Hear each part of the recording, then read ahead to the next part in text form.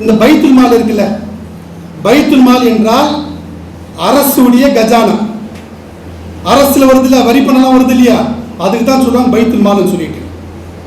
ஒரு சமயத்தில் அல்லாஹ்வின் தூதர் ஸல்லல்லாஹு அலைஹி வஸல்லம் அவர்கள் மதீனாவில் என்ன செய்வாங்கன்னா, அந்த கஜானாவில் அந்த தானியங்கள், அந்த பேரிச்சப்பழம், செல்வங்கள்லாம் வந்து குவியும், கூடாக போட்டு வைப்பாங்க, குவியலாக போட்டு வைப்பாங்க.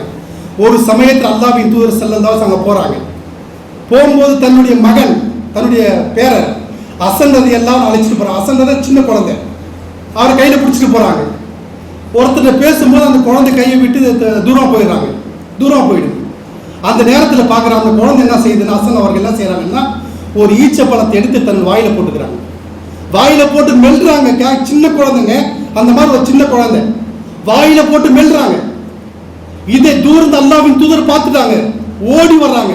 ஓடி வந்து என்ன செய்யறாங்க, தன்னுடைய கலிமா விரலை வாயில விட்டு எடுக்கிறாங்க. எதை? அந்த ஈச்சப்பழத்தை.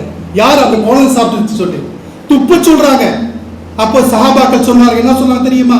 அருமை சகோதரர்களே, சஹாபாக்கள் சொல்றாங்க, அல்லாஹ்வின் தூதரே, சின்ன குழந்தை தானே, ஒரு ஈச்சப்பழம் தானே, போன போது விட்டுலாம.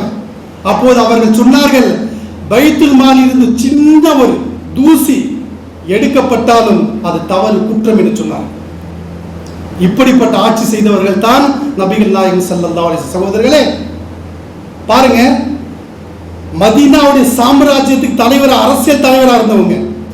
3 வேளை சாப்பாடு கிடையாது, மதியம் சாப்பிட்டா நைட்டு கிடையாது, நைட்டு சாப்பிட்டா காலைல கிடையாது, நல்ல ட்ரெஸ் கிடையாது, அவங்க வீட்டில் கதவு கிடையாது, அதாவது துணிகள் போடப்பட்டு இருக்கும். சகோதரர்கள் இந்த மாதிரி நிலையில் தான் வாழ்ந்தாங்க. ஆனா இந்த காலத்து அரசியல் எப்படி இருக்கானுங்க? இந்த காலத்து அரசியல் எப்படி இருக்காங்க?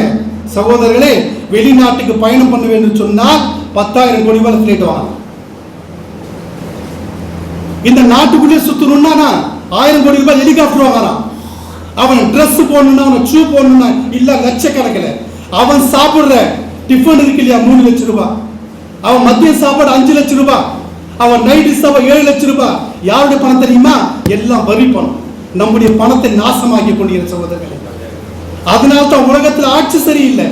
நபிகள் நாயகம் ஸல்லல்லாஹு அலைஹி வஸல்லம் காலத்திலே ஆட்சி எந்த அளவுக்கு இருந்தது என்று சொன்னால், சகோதரர்களே, அல்லாஹ்வின் தூதர் மௌத்தா போறாங்க, அவங்களுடைய சொத்து பார்க்கறாங்க, சொத்தை கணக்கு பார்க்கறாங்க. எவ்வளவு இருக்கு தெரியுமா? ஒரே ஒரு வாள், ஒரு அதான் இரும்பு சட்டை, ஒரு சின்ன ஃபைபர் போர்ல கிடைச்ச ஒரு சொத்து, அதே போல ஒரு கோவேரி கழுதை. இதை தவிர நபி ஸல்லல்லாஹு அலைஹி வஸல்லம் மிச்சம் வச்ச சொத்து கிடையாது. இந்த மாதிரி சகோதரர்களை ஆட்சி செய்து சென்றவர்கள் தான் நபிகள் நாயகம் ஸல்லல்லாஹு அலைஹி வஸல்லம் அவர்கள்.